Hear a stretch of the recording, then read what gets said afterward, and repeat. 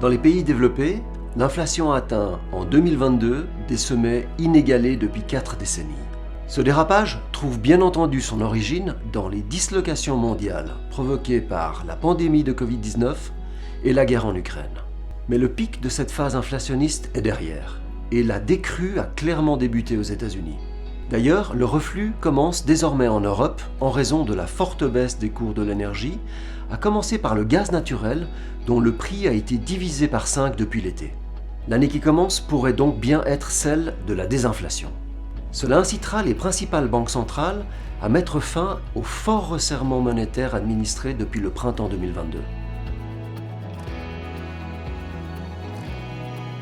Les perspectives semblent nettement plus favorables qu'il y a quelques mois, grâce d'une part à la baisse des cours de l'énergie qui soulage le porte-monnaie des ménages et des entreprises.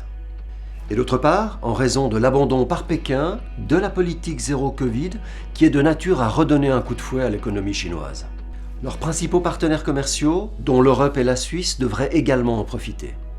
L'année 2023 se profile donc comme une année de transition, qui devrait révéler une croissance quasiment à l'arrêt, voire en légère contraction dans certaines régions, mais qui pourrait en fin de compte déboucher sur un nouveau cycle économique. Après le net recul des marchés en 2022, presque toutes les classes d'actifs affichent désormais des valorisations attractives. Sur les marchés obligataires en particulier, les rendements n'ont pas atteint un tel niveau depuis bien longtemps.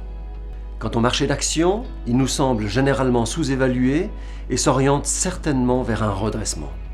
Il convient donc de repositionner les portefeuilles afin de saisir certaines opportunités. Nous recommandons d'augmenter l'exposition aux actions asiatiques ainsi qu'aux actions et obligations européennes. Pour les investisseurs suisses, revenir sur les fonds immobiliers suisses fait du sens après leur forte baisse récente. Et du côté des devises, grâce au soutien de la Banque centrale européenne, l'euro pourrait enfin retrouver des couleurs face au dollar américain, mais également contre le franc suisse.